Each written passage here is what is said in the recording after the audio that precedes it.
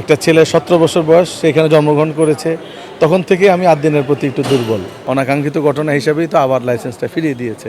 একজন রোগী হিসেবে যেহেতু ভালো সেবা আগে থেকে এখানে দিয়ে আসছে, আমরা অবশ্যই ভালো লেগেছে বিধায় তো এসেছি। আমি মোহাম্মদপুর থেকে এসেছি। আমার আম্মার অর্থোপেডিক এটা ছিল। আলহামদুলিল্লাহ সেবাটাও ভালো পেয়েছি, সাথে সাথে এক্সরে হয়েছে। আমি অতীতেও এখানে এসেছি। আমার একটা ছেলে 17 বছর বয়স, সে এখানে জন্মগ্রহণ করেছে। তখন থেকে আমি আদ্দিনের প্রতি একটু দুর্বল এবং সবসময় দেখেছি তাদের সেবাটা ভালো। তো অনাকাঙ্ক্ষিত যে ঘটনা ঘটেছিল সেটার জন্য তো তারা দুই মাস তারা যে যত সতর্কতার আরও দরকার সেটা তারা গ্রহণ করেছে এবং এটাকে আরও উন্নত করেছে। আমরা চাই অবশ্যই অনাকাঙ্ক্ষিত কোনো ঘটনা না ঘটুক, সকল রোগীদের সাথে ভালো ব্যবহার করা এবং সেবামূলক প্রতিষ্ঠান হিসেবে এটাকে প্রতিষ্ঠিত করা, এটা আমরা কামনা করি, প্রত্যাশাও করি এবং মালিক সহ সকলের কাছে এবং ডাক্তার, নার্স সহ কর্মকর্তা সকলের কাছে আমাদের আবেদন থাকবে সেবার মান এমন যখন আছে এর চেয়ে আরও যাতে ভালো হয় সেটার জন্য আমরা প্রত্যাশা করি।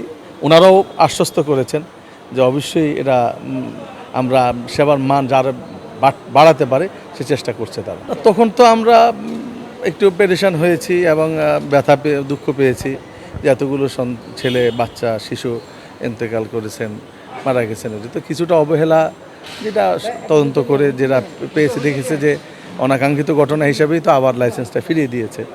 তো সেজন্য আমরা প্রত্যাশা করি আর কখনো যাতে এমন না ঘটে এবং আমরা দোয়াও করি আল্লাহর কাছে, আল্লাহ তাআলা যাতে কারো কোনো মায়ের বুক এভাবে খালি না করে। অবশ্যই এতগুলা এখানে এরা ছিল, দেশের বাইরের স্টুডেন্টও ছিল, তারপরে আমাদের দেশের অনেকের কর্মসংস্থান, শত আমি মনে হাজার হাজার পরিবার তাদের এখান থেকে তাদের জীবিকা আহরণ করতো। 2টা মাস তারা অনেক কষ্ট করেছে এবং এটা আমরা তো ভয় পেয়েছিলাম যে এটা আরও দীর্ঘায়িত হয় কিনা, সেজন্য আরও বেশি আমাদের আতঙ্ক ছিল।